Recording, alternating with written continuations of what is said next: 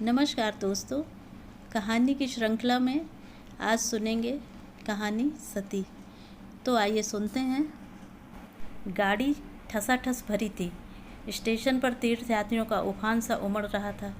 एक तो माघ की पुण्यतिथि में अर्धकुंभी का मेला, उस पर प्रयाग का स्टेशन। मैंने रिजर्वेशन स्लिप में अपना नाम ढूंढा और बड़ी तसल्ली से अन्य तीनों नामों की सूची देखी। चलिए, तीनों महिलाएं ही थी। पुरुष सहयात्रियों के नासिका गर्जन से तो छुट्टी मिली। दो महिलाएं आ चुकी थीं। एक, जैसा कि मैंने नाम से ही अनुमान लगा लिया था, महाराष्ट्री थी और दूसरी पंजाबी। तीसरी मैं थी और चौथी अभी आई नहीं थी। मैं एक ही दिन के लिए बाहर जा रही थी, इसी से एक छोटा बटुआ ही साथ में था। आसपास बिखरे दोनों महिलाओं के भारी भरकम सूटकेस, स्टील के बॉक्स और मेरू पर्वत से ऊंचे ठसे कसे होलडाल को देखकर मैंने अपने को बहुत हल्का फुल्का अनुभव किया। वैसे भी मैं सोचती हूँ कि बॉक्स होलडालहीन यात्रा में जो सुख है वह अन्य किसी में नहीं। चटपट चढ़े और खटपट उतर गए। नकुलियों के हथेली पर धरे द्रव्य को अवज्ञापूर्ण दृष्टि से देखकर ये क्या दे रही हैं साहब कहने का भय, न सहयात्रियों के उपालंब की चिंता। मेरे साथ ही महाराष्ट्री महिला ने अपने बृहदाकार स्टील के बॉक्स एक के ऊपर एक चुनकर पिरामिड से सजा दिए थे। लगता था वह प्रत्येक वस्तु के लिए स्थान और प्रत्येक स्थान के लिए वस्तु की उपादेयता में विश्वास रखती थी। वह स्वयं बड़ी शालीनता से लेटकर एक सीध में दो तकिए लगाए एक मराठी पत्रिका पढ़ने में तल्लीन थी। दूसरी पंजाबी महिला के पास एक सूटकेस, टोकरी और बिस्तरा ही था, पर तीनों बेतरतीबी से बिखरे पड़े थे।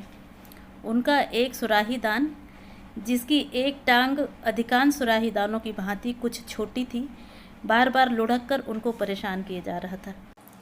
वे बेचारी चश्मा उतार कर रखती, हाथ की जासूसी अंग्रेजी पुस्तक, जिसे पढ़ने में उन्हें पर्याप्त रस आ रहा था, औंधी कर बर्थ पर टिकाती, झुंझलाकर सुराही दान ठिकाने से लगाकर जैसे ही हाथ की पुस्तक में रस की डुबकी लगाती कि सुराही दान फिर लुढ़क जाता। मुझे उनकी उलझन देखकर बड़ी हंसी आ रही थी। वैसे मैं उनकी परेशानी काफ़ी हद तक दूर कर सकती थी, क्योंकि सुराहीदान मेरे पास ही धरा था। मैं उसकी लंगड़ी टांग को अपनी बर्थ से टिकाकर लुढ़कने से रोक सकती थी, पर सुराही को ऐसे बेतुकी काठ की सवारी में साथ लेकर चलने वालों से मुझे कभी सहानुभूति नहीं रहती। पंजाबी महिला संभवतः किसी मीटिंग में भाग लेने जा रही थी, क्योंकि उनके हाथ में एक मोटी सी फाइल भी चल रही थी, जिसे खोल वे बीच बीच में हिल हिल कर कुछ आंकड़ों को पहाड़ों की भांति रटने लगती और फिर बंद कर उपन्यास पढ़ने लगती। उनकी सलवार कमीज दुपट्टा, यहाँ तक कि रुमाल भी खद्दर का था, और शायद उसी के संघर्ष से उनकी लाल नाक का सिरा और भी अबीरी लग रहा था। उनके चेहरे पर रोब था किंतु लावण्य नहीं। रंग गोरा था किंतु खाल में हाथ की बुनी खादी का सा खुरदुरापन था। ठुड्डी पर एक बड़े से तिल पर दो तीन लंबे बाल लटक रहे थे, जिन्हें वे अंगुली में लपेटती छल्ले से घुमा रही थीं।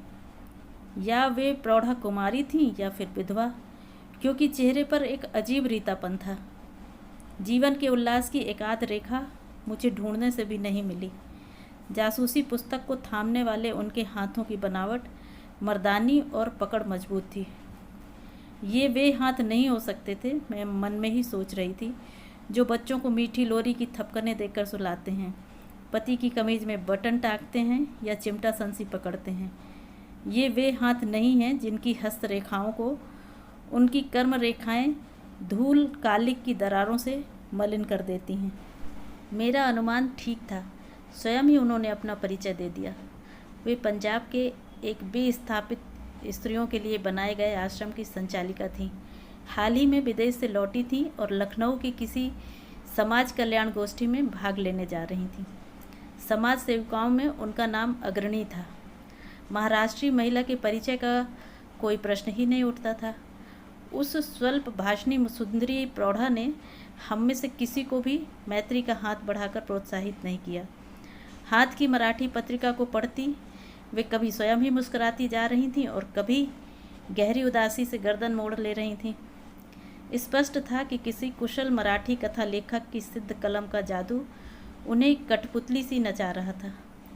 वे हमारे डिब्बे में होकर भी नहीं थी। उनके गोरे रंग पर उनकी लाल शोलापुरी साड़ी लपटे से मार रही थी। गोल परिपाटी से बांधा गया जूड़ा एड़ी चुंबी केश राशि के मूलधन का परिचय दे रहा था।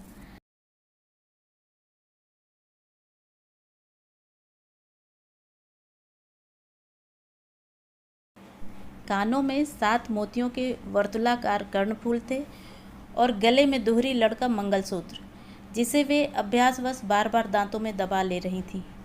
उनके सामान पर संभवतः उनके पति के नाम का लेबल लगा था, मेजर जनरल वनोलकर, और वे वास्तव में थी भी मेजर जनरल की ही पत्नी होने के योग्य। पूरे चेहरे में दोनों आंखें ही सबसे ज्वलंत आभूषण थीं। वे कुछ भी नहीं बोल रही थीं, पर वे बड़ी बड़ी आंखें निरंतर हंसती मुस्कुराती, परिचय देती, मजाक उड़ाती जा रही थीं। कभी वे मुझे देखती, कभी उस पंजाबी महिला को, पर आंखें चार होते ही बड़ी अवज्ञा से दृष्टि फेर मंगलसूत्र को दांतों में दबा पत्रिका पढ़ने लगती। गाड़ी ने सीटी दी और ठीक इसी समय हमारे साथ की चौथी महिला ने डिब्बे में प्रवेश किया। गाड़ी मानो उन्हीं के लिए रुकी थी। डांट टपट की फुफकारें छोड़ती गाड़ी चली और उसी धक्के के साथ वे महिला फद्द से सीट पर लुढ़क पड़ी। उनके हाथ में बेत की बनी एक छोटी सी टोकरी थी और कांख में चौकोर बटुआ दबा था। ओफ, लगता था गाड़ी ही छूट जाएगी। बाप रे बाप, कैसी दौड़ लगानी पड़ी। मैं उन्हें ही देखती रह गई। समाज सेविका ने जासूसी उपन्यास बंद कर दिया और मराठी मोनालिसा ने चश्मा उतारकर हाथ में ले लिया और बैठ गईं। हम तीनों की ही दृष्टि उस चौथी पर आबद्ध हो गई। दोष हमारा नहीं था, वह चीज़ ही देखने लायक थी। हमारा घूरना उन्होंने भांप लिया। केम बेन, बहुत लंबी हूँ ना मैं? वह हंसी। 6 foot 10.5 inch, to be exact. शायद भारत की सबसे लंबी नारी। चलिए, यह अच्छा है कि इस डिब्बे में आज हम चारों महिलाएं ही हैं, नहीं तो मुझे पुरुष भी मुझे घूरते। फिर वे दनादन हमारा इंटरव्यू लेने लगीं। महाराष्ट्री महिला प्रहार मुझ पर हिंदी नहीं जानता, समाज सेविका ने ठक ठक कर तो उस महिला ने त्रुटिहीन अंग्रेजी का धारा प्रवाह भाषण झाड़ दिया। मुझे मदालसा कहते हैं, मदालसा सिंघानिया। कल ही प्रिटोरिया से आई हूँ अपने पति की मृतदेह लेने। मैं चौंक गई। समाज सेविका ने अपने रूखे व्यवहार पर लज्जित होकर चट आगे बढ़ उसके दोनों हाथ थाम लिए। अरे राम राम, कोई दुर्घटना हो गई थी क्या? उन्होंने बड़े दर्द से पूछा। मदालसा की वेशभूषा में सद्य वैधव्य का कहीं कोई चिन्ह नहीं था।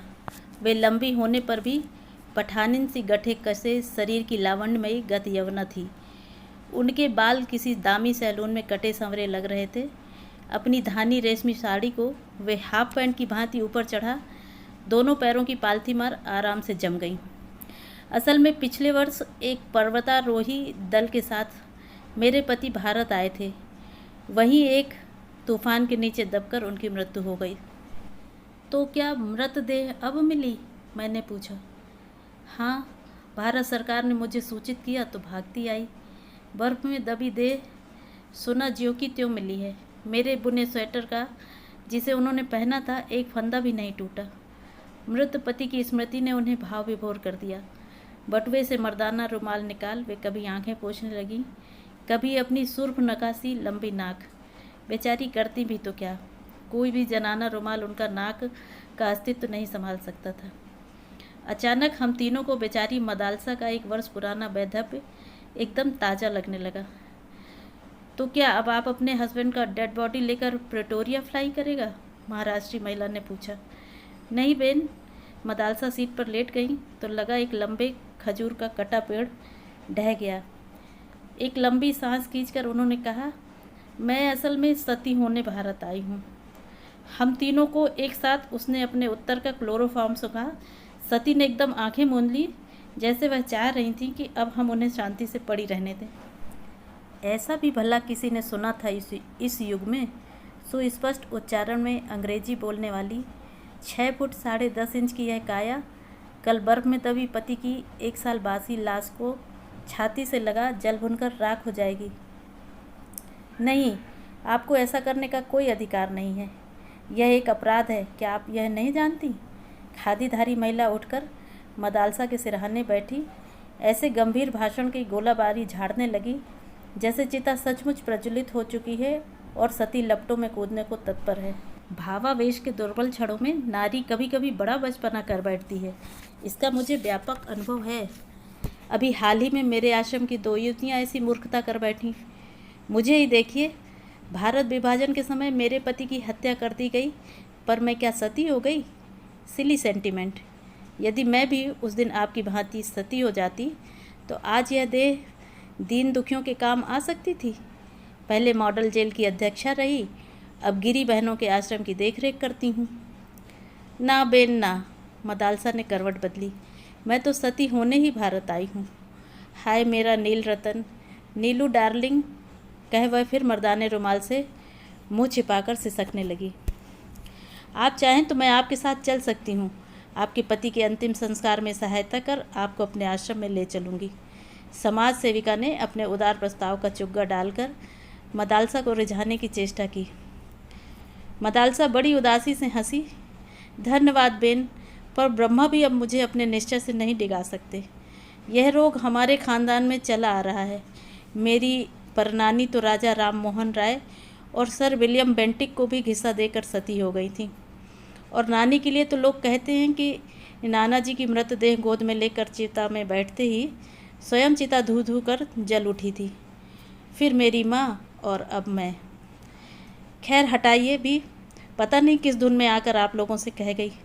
I should not have told you. चलिए हाथ मुँह धोकर खाना खा लिया जाए। क्यों, क्या ख्याल है? उन्होंने अपनी कदली स्तंभ सी जंघाओं पर दोनों हाथों से त्रिताल का टुकड़ा सा बजाया। हम तीनों को एक बार फिर आश्चर्य उदधि में गोता लगाने को छोड़ वे टोकरी से एक स्वच्छ तौलिया साबुन निकाल गुसलखाने में घुस गईं।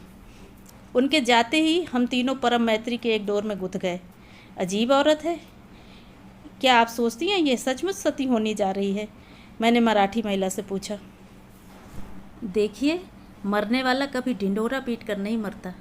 वह हंसकर बोली, हमको तो इसका स्क्रू ढीला लगता है। उन्होंने अपने माथे की ओर उंगली घुमाई। इस जमाने में ऐसी सती फती कोई नहीं होती। क्षमा कीजिएगा, खादीधारी महिला बड़ी गंभीरता से बोली। मुझे औरतों का अनुभव आप दोनों से अधिक है। मैं ऐसी भावुक प्रवृत्ति की भोली भाली औरतों को चेहरा देखते ही पहचान लेती हूँ। आंखें नहीं देखी आपने? कितनी निष्पाप, पवित्र और उदार हैं। मुझे पक्का विश्वास है कि पति की मृतदेह देखते ही यह वही मूर्खता कर बैठेगी जिसका यह खुलेआम ऐलान कर रही है। लगता है मुझे अपना प्रोग्राम कैंसिल कर इसके साथ जा पुलिस को खबर देनी होगी, तभी इसे बचाया जा सकता है।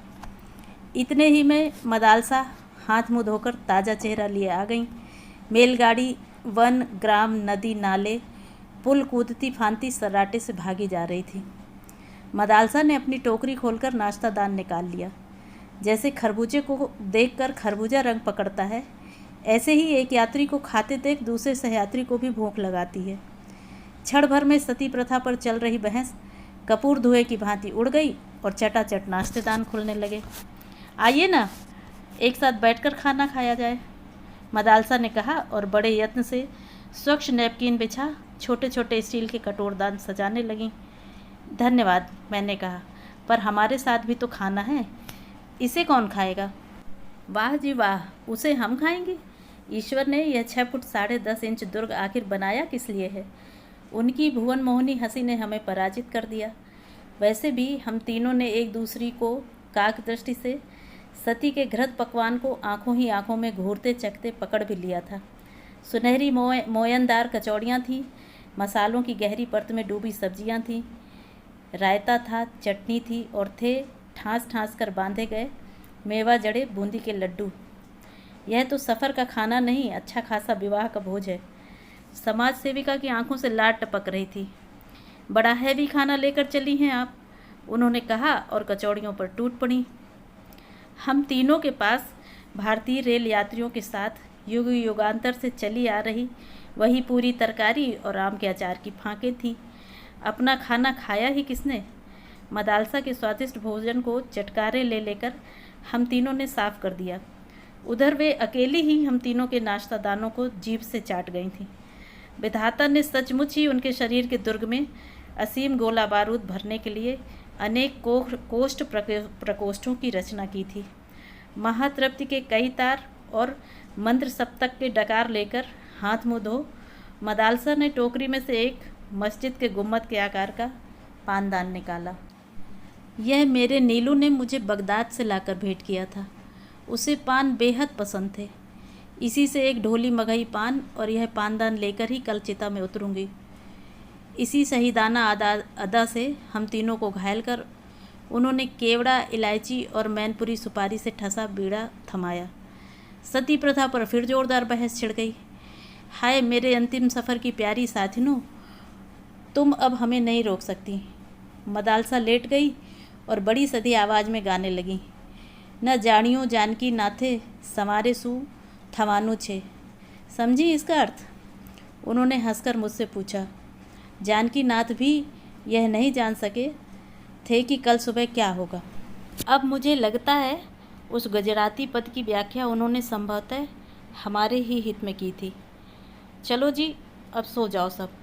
आज इस पृथ्वी पर मेरी यह अंतिम निद्रा है बेन। बहस व्यर्थ है। चलो गुड नाइट। बहुत प्यारे प्यारे सपने दिखें तुम तीनों को। सचमुच ही उसकी शुभकामनाओं ने जादू का असर किया। ऐसी नींद तो पहले कभी आई ही नहीं थी। और सपने भी।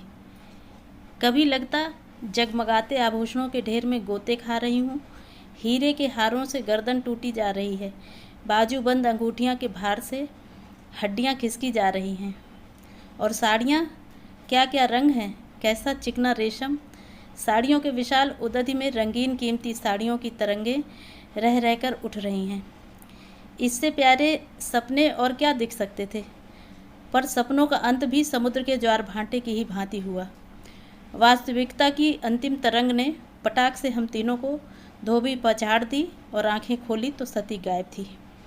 हाय मेरे स्टील का बक्सा, मिसेस बनोलकर बर्थ से उतरते ही लड़खड़ा गईं। उसमें तो मेरे विवाह का जड़ाऊ सेट था। लगता है वह सती की बच्ची हमें कुछ विष खिला गई। सिर फटा जा रहा है। उनका गला भर्रा गया। हाँ ठीक ही तो कह रही थी। मुझे कोई जैसे सावन के झूले की ऊंची ऊंची पेंगे दे रहा था। पूरा डिब्बा गोल गोल घूम रहा था।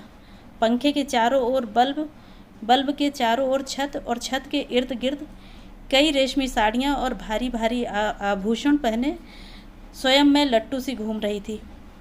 कभी जी में आ रहा था ज़ोर ज़ोर से हंसूं, कभी दहाड़े मारकर रोने को तड़प रही थी। बहुत पहले एक बार भाभी ने भांग खिलाकर ऐसी ही अवस्था कर दी थी। सुना गया है कि कुकुरमुत्तों को पीसकर बनाया गया विष भी ऐसे ही मीठे सपने दिखाता है। उनको खाते ही गहरी नींद आ जाती है जो कभी कभी दिनों तक नहीं टूटती। मीठे सपने दिखा सजग मनुष्य को अर्धविक्षिप्त सा कर देने वाला यह अवश्य वही विष होगा। समाज सेविका दोनों हाथों से सिर थामे बिलख रही थी। हाय मैं तो लुट गई। मेरे सूटकेस में आश्रम का 10,000 रुपया था और मैं सहसा गोल गोल घूमते रेल के डिब्बे में गोल घूमते मेरे दिमाग ने मुझे सूचित किया, तुम्हारा बटुआ ले गई है। बटुआ? और ले भी क्या जाती। सामान तो कुछ था नहीं, 55 रुपये और एक फर्स्ट क्लास की वापसी टिकट। सती की चिता में मैं यही सामान सी घृताहुति दे पाई। चेन खींचकर गाड़ी रोकी गई। सचमुच ही समाज सेविका को पुलिस को खबर देनी पड़ी, पर सती को बचाने नहीं, पकड़वाने के लिए। वह मिल जाती तो शायद हम तीनों स्वयं उसकी चिता चुनकर उसे झोंक देती, पर कहना व्यर्थ है। आज तक पुलिस उस सती मैया के फूल नहीं चुन पाई। तो ये थी कहानी। ये कहानी मेरी ज़ुबानी आपको पसंद आई होगी। इसी तरह की और भी रोचक अनूठी कहानियों के लिए मेरे चैनल को सब्सक्राइब करना ना भूलें। चैनल को लाइक करें, ज़्यादा से ज़्यादा शेयर करें और कमेंट करके ये ज़रूर बताएं कि आपको ये कहानी कैसी लगी। मिलते हैं अगले वीडियो में एक और नई कहानी के साथ। तब तक स्वस्थ रहें, सुरक्षित रहें। Thanks for listening.